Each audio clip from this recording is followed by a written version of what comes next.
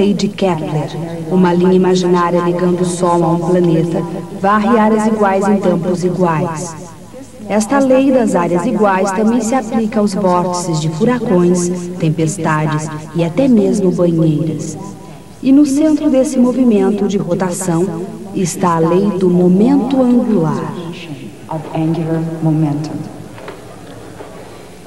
Nos séculos XVI e XVII, a fase brilhante do Renascimento chegava ao fim. A Europa voltava sua atenção para um acalorado debate sobre pontos sutis da teologia cristã. Esse período, a Reforma e a Contra-Reforma, culminou com a sangrenta Guerra dos 30 Anos. Durante esses anos, 3 gigantes caminharam sobre a Terra. Ao longo da história, eles se revelariam mais importantes que bispos e reis. Seus nomes foram Galileu Galilei, Johannes Kepler e Tycho Brahe. Galileu, naturalmente, já é nosso conhecido. Sobre Brahe falaremos um pouco mais adiante. Agora chegou a hora de falarmos sobre Johannes Kepler.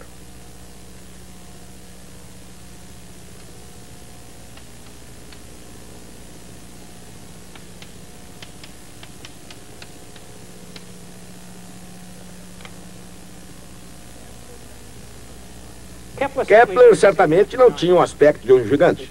De fato, ele era baixo, frágil e míope. Sofria de febres e problemas estomacais. Era sujeito a ciclos de profunda depressão e transbordante alegria.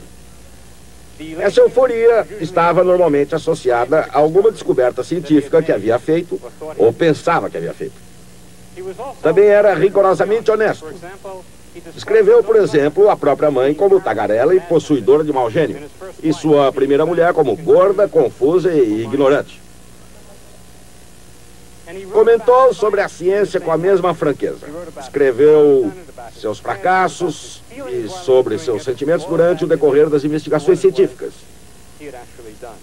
Não é assim que se escrevem hoje os relatos científicos. Todos parecem sempre um triunfo da lógica, o que naturalmente não é verdade. Era também um místico. De fato, era um astrólogo profissional. Naquela época, os matemáticos faziam horóscopos para ganhar a vida. Kepler achava que todos os astrólogos eram charlatães e impostores. Todos, menos ele, claro.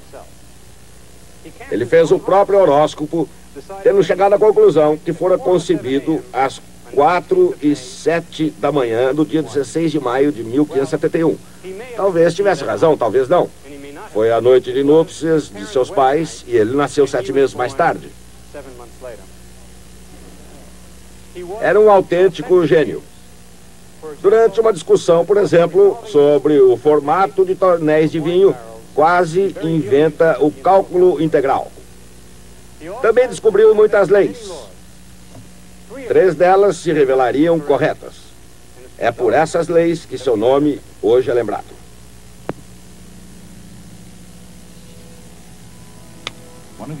Uma das 3 leis de Johannes Kepler, a segunda, revelou-se um dos mais sedutores e universais princípios da natureza. Um princípio que explica a forma das galáxias e a fúria dos furacões.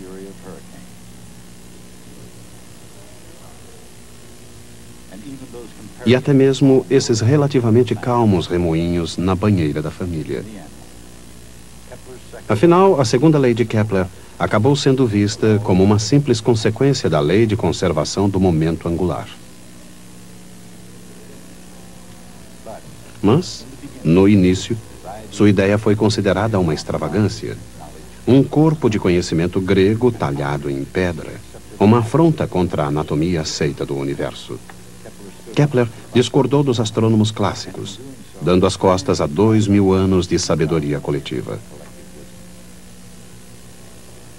A astronomia, mesmo antes que a medicina, foi praticada como a primeira ciência física. Na antiga China e na Grécia, na Babilônia, em Alexandria, na época do nascimento de Cristo.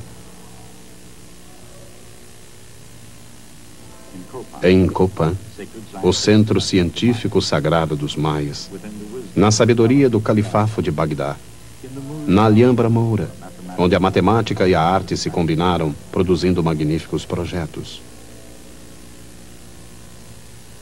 Onde quer que o homem dependesse dos ciclos da natureza, e isso significava, onde quer que houvesse plantações, os povos dependiam dos astrônomos para lhes mostrar o caminho previsto pelas estrelas. Quanto mais os astrônomos conheciam os céus, mais eficientes se tornavam aqui na Terra. E assim acabaram tentando reproduzir o céu na Terra, um modelo do universo que reproduzia a configuração estrelada que haviam observado durante séculos.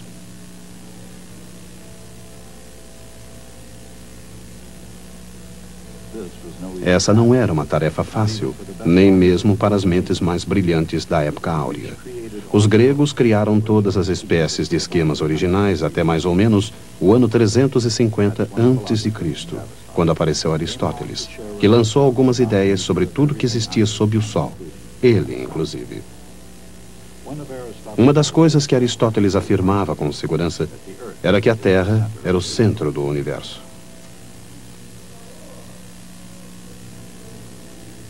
Ele também argumentava de maneira convincente que todos os corpos celestes se movimentavam em círculos uniformes e perfeitos. Na verdade, isso não acontece. Assim, para desenhar os movimentos planetários segundo as linhas aristotélicas, os astrônomos precisaram recriar um cosmos de círculos complicados, girando sobre outros círculos complicados. Esse sistema rotatório de epiciclos era fantástico e tão complexo que podia ser considerado quase incompreensível, mas salvava as aparências. E com uma linguagem científica difícil, justificava o introduzir de pinos redondos em orifícios quadrados. E além disso, muitas vezes o sistema realmente funcionava. Ele, mais ou menos, previa, por exemplo, as posições das estrelas e dos planetas. Auxiliava a navegação. E talvez mais importante, ajudava os astrônomos a fazerem os horóscopos reais mais confiáveis, o que influía na segurança dos seus empregos.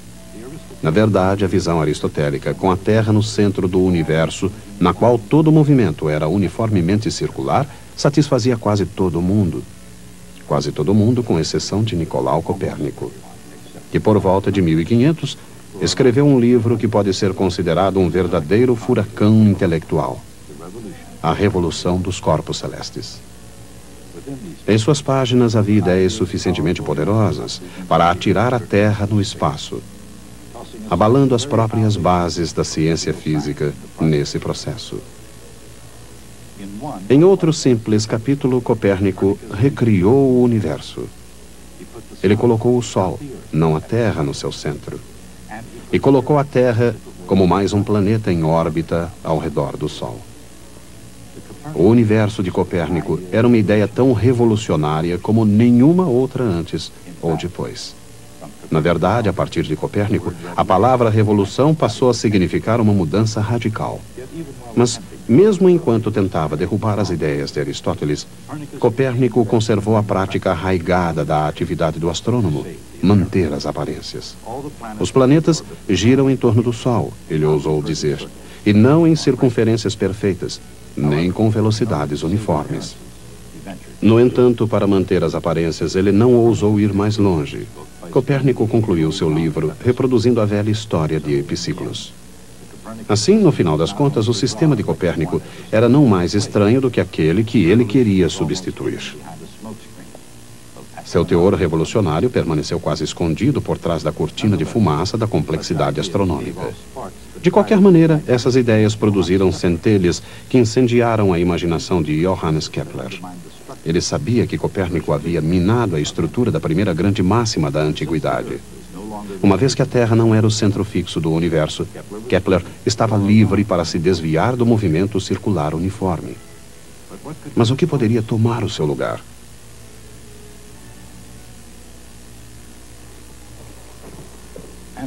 A busca dessa resposta consumiu a melhor e a pior fase da vida de Kepler. Uma jornada cheia de cálculos e discussões para encontrar sua resposta, e acabou com tudo que ele tinha e tudo que ele conseguiu tomar emprestado de seus contemporâneos. Finalmente, esse homem, que foi chamado de o matemático errante, pôde descrever os movimentos dos planetas. Indo mais longe que Copérnico, Kepler encontrou as 3 leis do movimento planetário.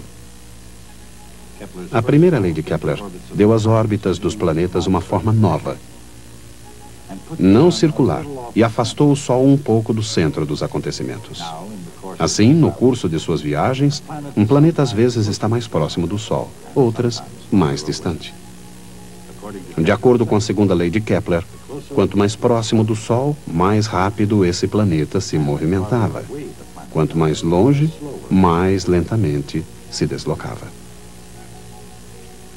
A terceira lei dizia que quanto maior a órbita de um planeta, mais tempo ele demorava para percorrê-la. As 3 leis de Kepler descrevem os céus com precisão matemática.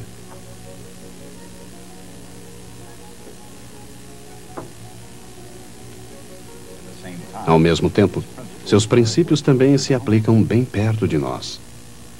A segunda lei de Kepler explica por que até mesmo a água desce dreno abaixo numa perfeita espiral. Girando, girando, circulando cada vez mais rapidamente, a água finalmente se abre, formando um orifício no centro. Um remoinho ao qual cientistas dão o nome de vórtice. Nem todo vórtice permanece assim calmo, ou ao alcance do homem. Uma elevação de ar, movimentando-se a princípio em circunferências suaves, pode transformar-se num vórtice ameaçador, o furacão. Como um astrônomo do século XVII, Kepler estava preocupado com a meteorologia, mas sua busca de uma resposta para a questão de por que os planetas se movem dessa maneira o levaria acima da atmosfera terrestre. Caberia a Newton determinar por que os planetas se movimentam mais rapidamente quando estão mais próximos do Sol. Mas Kepler descobriu quão mais rápido eles se movem quando se aproximam do Sol. À medida em que um planeta se move em torno do Sol, o vetor do Sol ao planeta varre áreas iguais em tempos iguais. Quando o planeta está longe do Sol, movimentando-se lentamente, ele varre uma determinada área num determinado período. Quando está mais próximo do Sol, movimentando-se mais rapidamente, cobre a mesma área no mesmo período de tempo. Em resumo, essa é a segunda lei de Kepler.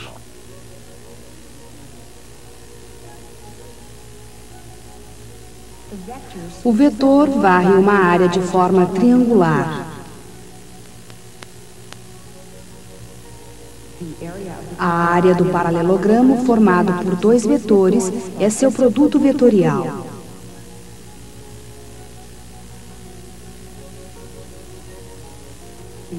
A área do triângulo é justamente a metade disso.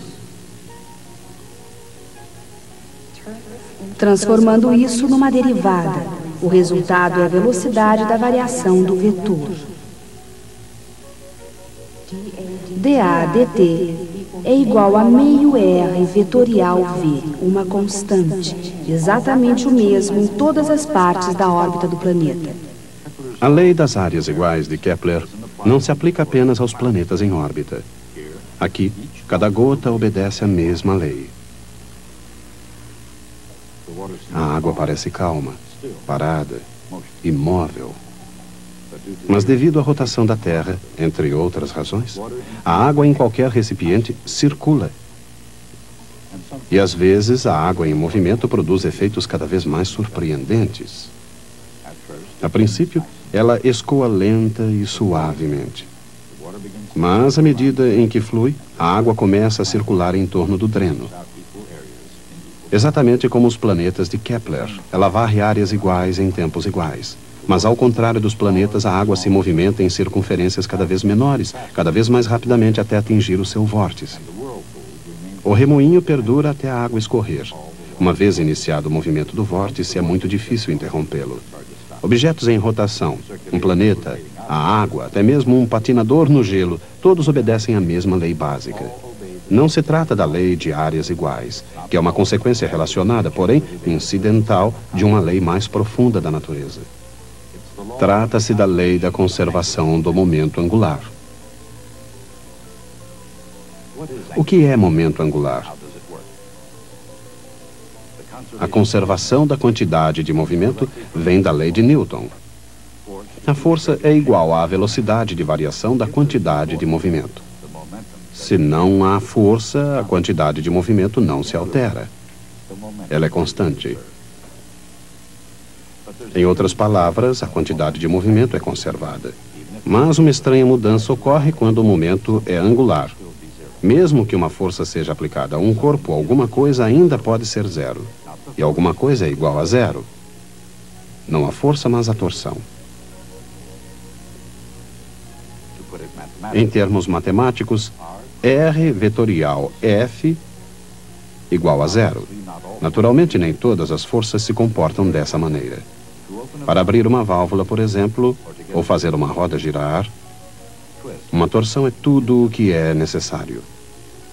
Mas no caso de um planeta em órbita, ou da água escorrendo através de um cano, e até mesmo de um furacão, não existe essa força de torção. Na verdade, a gravidade e a pressão do fluido, as principais forças em ação nos vórtices, não podem ser aplicadas no centro do movimento. Por quê? Porque nesses casos, R vetorial F igual zero.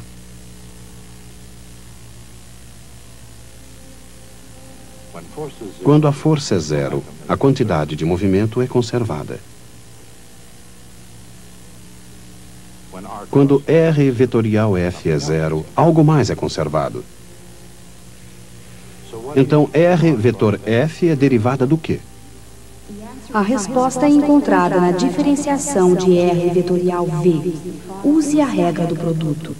dr dt é V e V vetorial V é zero. Assim, a derivada de R vetorial V é R vetorial A. Agora multiplicamos pela massa.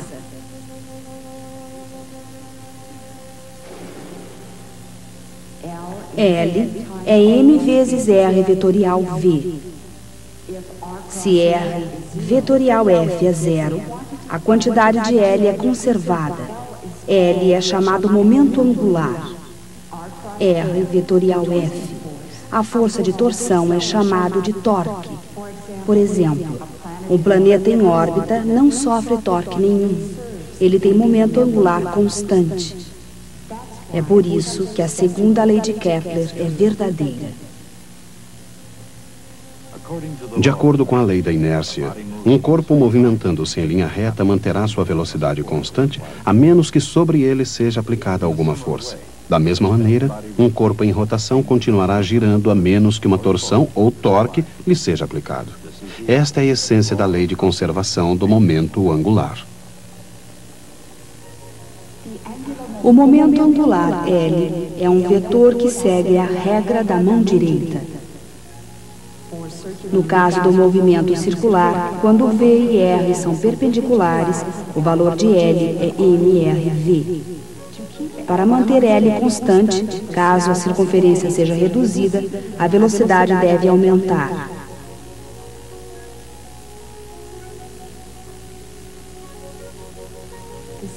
A mesma regra básica explica a segunda lei de Kepler. Numa órbita elíptica, um planeta deve se mover mais rapidamente quando está mais próximo do Sol e mais lentamente quando está mais distante dele. A mesma ideia se aplica a um patinador girando em circunferências. Quando ele recolhe os braços, todo o seu corpo gira mais depressa para conservar o momento angular. É claro que a água quente é diferente do gelo, mas a física é mais ou menos a mesma. A água que não se encontra em estado sólido não tem viscosidade suficiente para se aplicar muito torque. Sua força principal é dirigida ao buraco para substituir a água que se escoa. Longe do centro, a água circula em circunferências grandes e preguiçosas. Mas conforme se aproxima do centro, sua velocidade aumenta, até que, como um furacão, ela se abre num vórtice. Um furacão constitui um fenômeno semelhante ao remoinho, só que de cabeça para baixo. Esse vórtice se inicia quando o ar calmo no centro se move para cima, forçando o ar circulante na base a substituí-lo.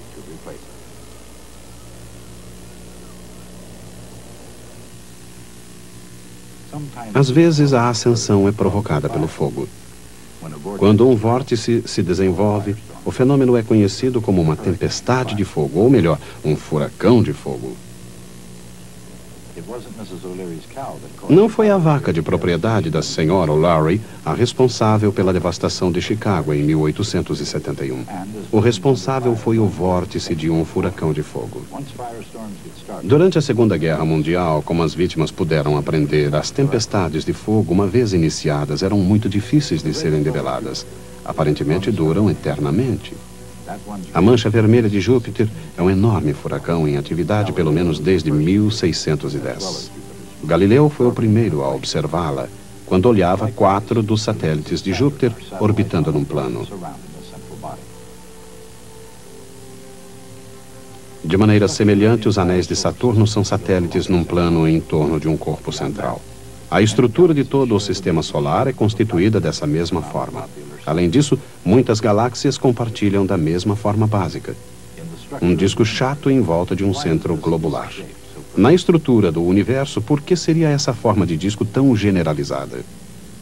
Provavelmente em virtude da conservação do momento angular. Imaginemos uma galáxia que começa como um enorme globo esférico, uma gigantesca massa giratória, de protoestrelas, grãos e poeira cósmicos. Imaginemos cada partícula de matéria atraída pela gravidade de toda a matéria do interior desse globo, concentrando-se partícula a partícula num ponto do centro. À medida em que as partículas se deslocam para o seu interior, elas vão adquirindo velocidade, movimentando-se cada vez mais rapidamente, em vez de cair em direção ao centro.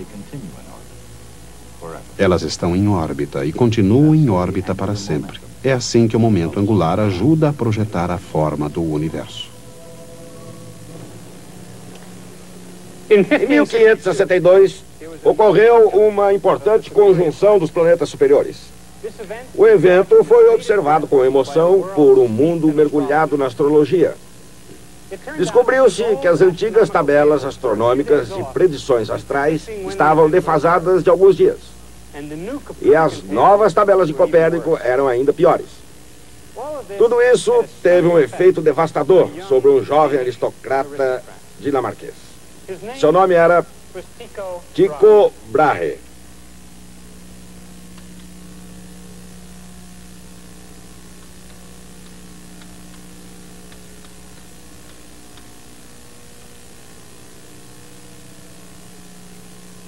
Ele percebeu que as previsões eram insatisfatórias em ambos os sistemas, isso porque as necessárias observações, precisas e contínuas, jamais tinham sido feitas.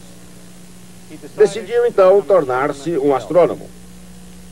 Persuadiu o rei Frederico a lhe conceder uma ilha chamada Riven, ao largo do litoral da Dinamarca, onde construiu um magnífico observatório e os melhores instrumentos astronômicos jamais produzidos. Ele não fez apenas as observações necessárias, mas também criou o seu próprio universo, o chamado universo de Tycho Brahe. Lembre-se que no universo de Aristóteles, a Terra estava no centro. Os outros corpos giravam em torno da Terra sobre esferas de cristal. O universo de Copérnico mudara tudo isso, colocando o Sol no centro e fazendo da Terra um dos planetas. Mas ainda era um universo que girava sobre esferas de cristal. No universo de Tycho Brahe, a Terra estava no centro, como no universo de Aristóteles. E o Sol girava ao redor da Terra. Mas todos os outros planetas giravam em torno do Sol.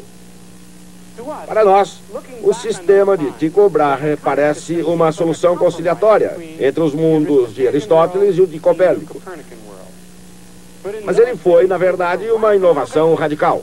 A noção dos planetas girando em torno do Sol e o Sol em torno da Terra destruiu as esferas de cristal dos sistemas mais antigos. Tycho, naturalmente, acreditava de forma apaixonada em seu próprio sistema.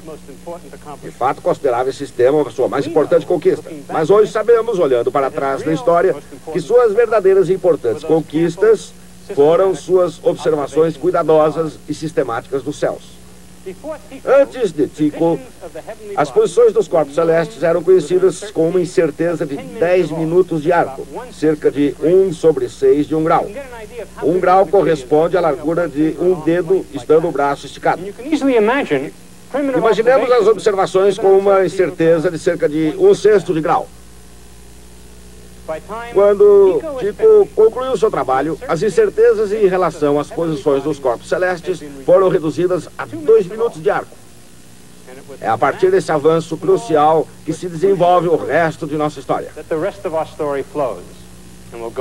Retomaremos essa história da próxima vez. O momento angular de um objeto é definido como produto vetorial do raio de um ponto específico por sua quantidade de movimento.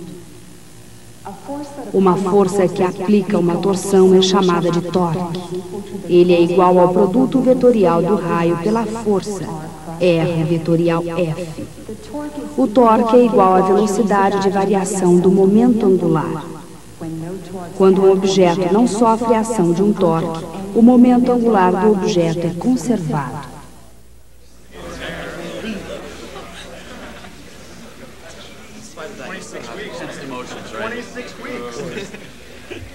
Marvin is my friend.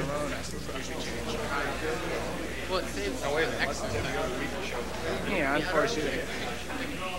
It's not good to be out early. Sure it is. You come back late.